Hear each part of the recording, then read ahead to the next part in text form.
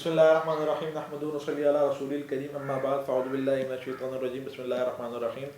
ہماری جو ہے وہ اس کی ترکیب تفسیر ترجمہ وغیرہ سب ہو گیا تھا، لیکن میں نے کہا تھا کہ اس کا تعلق اس سے ہے، لہٰذا میں اگلی ویڈیو کے اندر یہ بھی کراؤں گا، یہ بھی دوبارہ کراؤں گا. میں اس کا خلاصہ بیان کر دیتا ہوں میں، اور پھر اس کی جو ہے وہ ترکیب اور پھر تفسیر وغیرہ کر دیتا ہوں. لیکن پہلے ترجمہ، کیونکہ ترکیب کرنے کے سب سے پہلے کس چیز کی ضرورت ہوتی ہے؟ ترجمہ کرنے کی.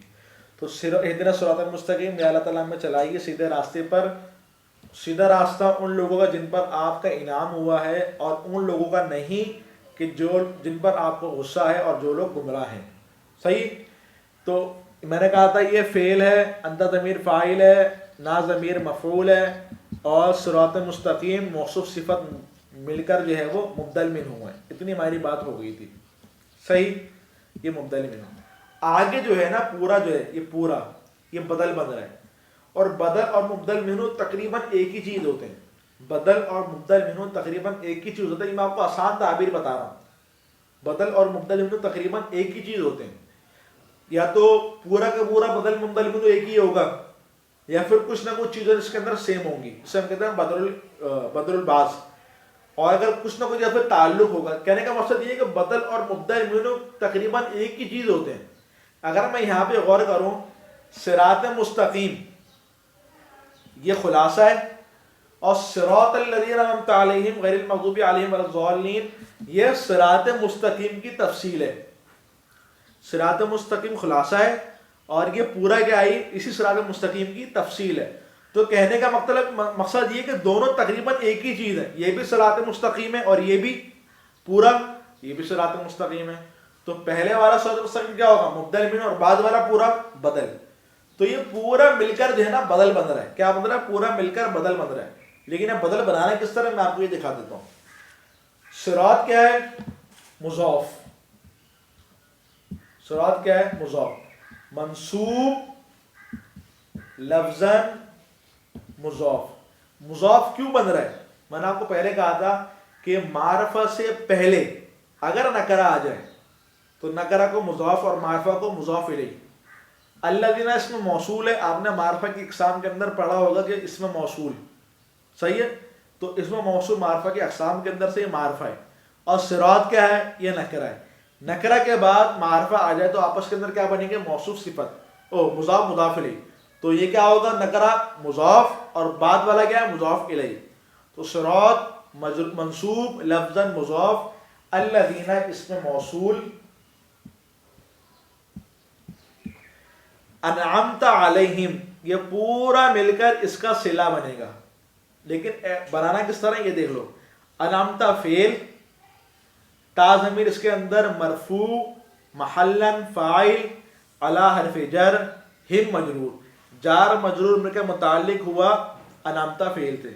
کیا ہو گیا؟ فعل اپنے فاعل اور اپنے متعلق سے مل کر جملہ فعلیہ خبریہ ہو کر مبدل منہ. کیا ہوگا؟ مبدل منہ. یہ مبدل منہ ہوگا، اور یہ پورا کیا ہوگا؟ یہ اب اس کا بدل ہوگا. یہ پورا مبدل منہ آ گیا، اور یہ کیا ہوگا؟ بدل ہوگا. یہ مبدل منہ بدل کیوں ہوگا؟ اب ذرا آپ غور کرو.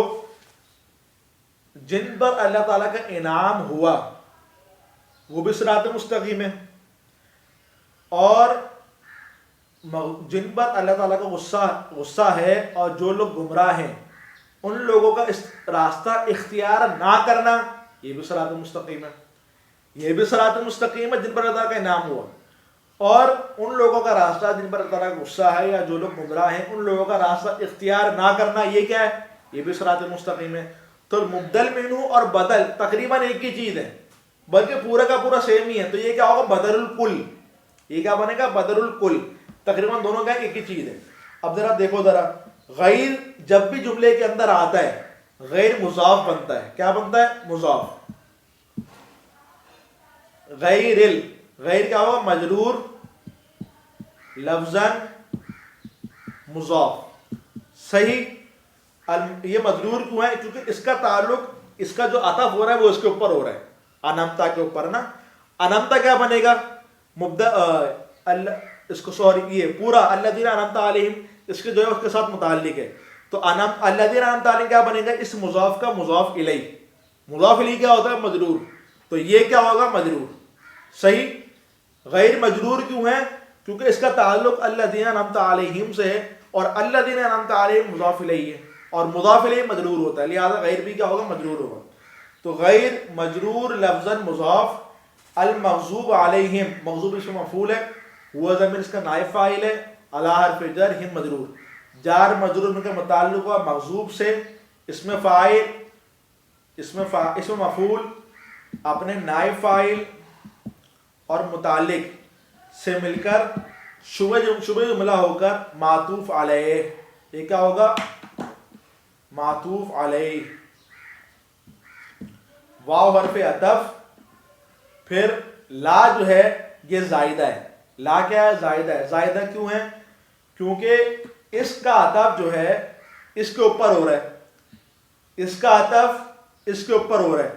اب اس کو مغضوب علیہم کو ہٹاؤ اور لظالین کو یہاں پر لاؤ تو غیر بھی نفی اور لا بھی نفی اور پھر ظالین بھی نفی. پھر ظالین اس میں فاعل کا صیغہ. تو غیر بھی نفی اور لا بھی نفی. تو دو نفی اگر جمع ہو جائیں گے تو پھر کٹ جائیں گی. نفی نفی اس بات ہو جاتا ہے، ختم ہو جاتا ہے. لہذا لا کو زائدہ بنایا اور یہ نفی کو برقرار رکھا. صحیح. تو لا زائدہ نفی کے لیے اور ظالین صیغہ اسم فاعل، اس کے اندر اپنا ہم ضمیر جو ہے فاعل، فعل اسم فاعل اپنے فاعل سے مل کر شبہ جملہ ہو کر معطوف. یہ کیا ہوگا؟ معطوف. صحیح. معطوف علیہ اپنے معطوف سے مل کر غیر مضاف کا مضاف الیہ. غیر مضاف اپنے مضاف الیہ سے مل کر بدل اس مبدل منہ کا. یہ پورا کیا بنے گا؟ یہ پورا ہو گیا آپ کے سامنے بدل. صحیح ہے. اس مبدل منہ کا اور بدل الکل بنے گا. یہ بدل مبدل منہ اپنے بدل سے مل کر الذی اسم موصول کے لیے کیا بنے گا؟ یہ دونوں کیا بنیں گے؟ صلہ. موصول اپنے صلے سے مل کر کیا بنے گا؟ صراط مضاف کا مضاف الیہ. صحیح. مضاف اپنے مضاف الیہ سے مل کر کیا بنے گا؟ پورا مضاف الیہ نا. مضاف اپنے مضاف الیہ سے مل کر کیا بنے گا؟ المستقیم مبدل منہ کے لیے بدل.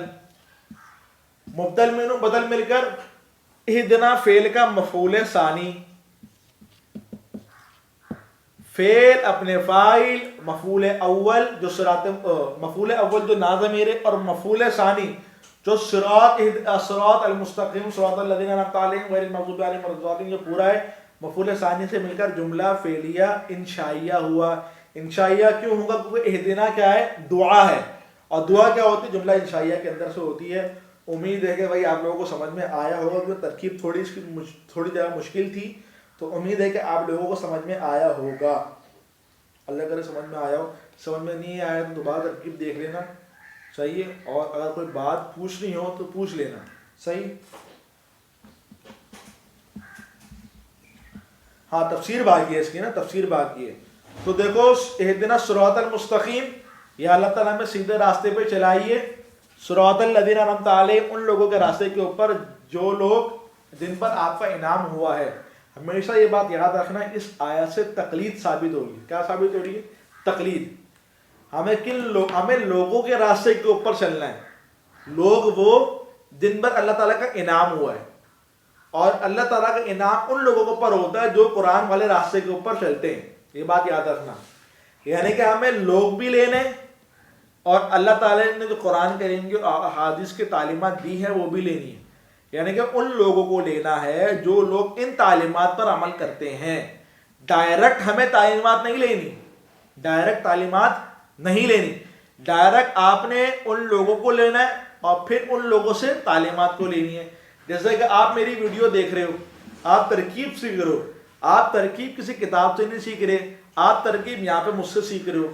تو ترکیب کے لیے آپ پہلے میرے پاس آ رہے ہو اور میں وہ ترکیب کر رہا ہوں جو عربی کے مطابق ہے. صحیح ہے. اسی طرح آپ نے ان لوگوں کو راستے کو لینا جو لوگ سیدھے راستے پر چل رہے ہیں، اور وہ لوگ سیدھے راستے پر جو لوگ سیدھے راستے پر چل رہے ہیں ان کا عمل اس کے اوپر ہوگا، ان کا عمل قرآن کے اوپر ہوگا. آپ ان لوگوں کے راستے کے اوپر چلو جو سیدھے راستے پر چلنا ہے. پھر آپ کا عمل بھی قرآن کے مطابق ہو جائے گا, آپ کا عمل بھی احادیث کے مطابق ہو جائے گا.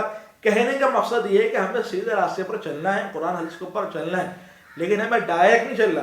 ہم نے ان افراد کو لینا ہے اور ان افراد کے راستے کے اوپر ہمیں چلنا ہے. یہ صراط الذین انعمت علیہم, ان لوگوں کا راستہ جن پر اللہ تعالیٰ نے انعام کیا ہے. اللہ تعالیٰ نے یہ نہیں بولا کہ قرآن کریم کے اوپر ڈائریکٹ عمل کرو, کیا بولا کہ لوگوں کے راستے کو اختیار کرو جو نیک لوگ ہیں. صحیح ہے. اس آیت سے کیا ثابت ہو رہا ہے؟ تقلید.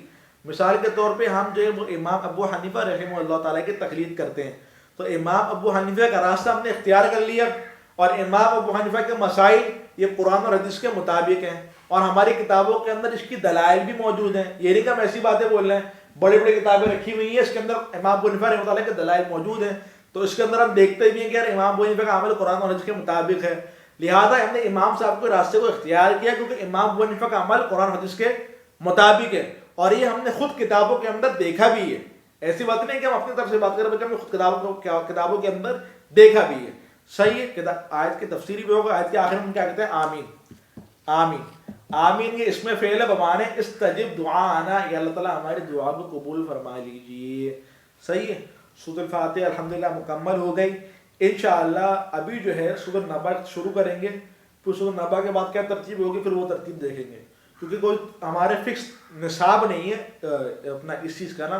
کیونکہ دریا ثانیہ کے لڑکے اما 12 پڑھتے ہیں, ثالثہ کے الگ پڑھتے ہیں, رابعہ کے الگ پڑھتے ہیں, خامسہ کے الگ پڑھتے ہیں, سادسہ کے میں پوری جلالین آ جاتی ہے. تو کہنے کا مقصد یہ ہے کہ میں خالی ایک درجے کو لے کے نہیں چل سکتا میں, لیکن یہ ہے کہ میں ابھی اما 12 کی تفسیر کے اندر سورۃ نبا شروع کر دوں گا, تاکہ درجہ ثانیہ کے لوگوں کو تھوڑا آئیڈیا ہو جائے کہ ترکیب وغیرہ تفسیر وغیرہ کرنی کس طرح ہے, اور امتحان وغیرہ کے اندر کس طرح تیاری وغیرہ کرنی ہوتی ہے. امتحان بھی آنے والی ہیں, کئی بھی ہیں. صحیح ہے. تو آخر دعوانا الحمدللہ رب العالمین.